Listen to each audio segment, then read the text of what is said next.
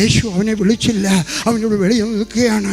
അവനിങ്ങനെ നിന്നിട്ട് കണ്ണ് കാണിച്ചു കാണും. അവിടെ ഒരു ജനലിനൊരു കർട്ടനൊക്കെ ഉണ്ടെന്ന് വിചാരിച്ചാട്ടെ. അവിടെ നിന്നുകൊണ്ട് ഇങ്ങനെ പറഞ്ഞാണ്, യോനാച്ചാ, ഹേയ് പത്രോസേ, ഞാനിവിടെ ഉണ്ട്. അവർ വണങ്ങിയില്ല.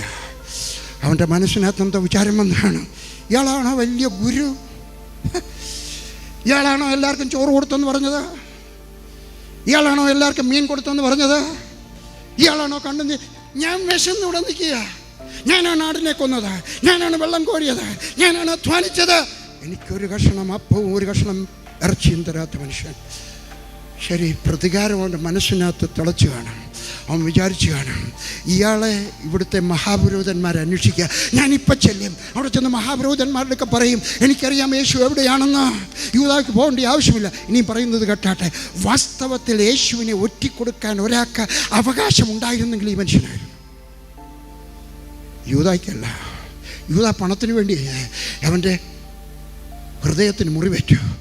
ഞാൻ മഹാപുരോഹിതൻ്റെയൊക്കെ ചെല്ലും, ഞാൻ പറയുമായിട്ടിരിക്കുന്നത് എനിക്ക് അറിയാം, വന്നാട്ടെ, എനിക്കറിയാം യേശു ആരാണെന്ന് ഞാൻ കാണിച്ചു തരാം, വന്നാട്ടെ. അവൻ പോയോ? ഇല്ല.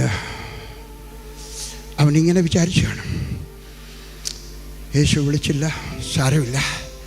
അവർ കർത്തൃമേശയൊക്കെ കഴിഞ്ഞു.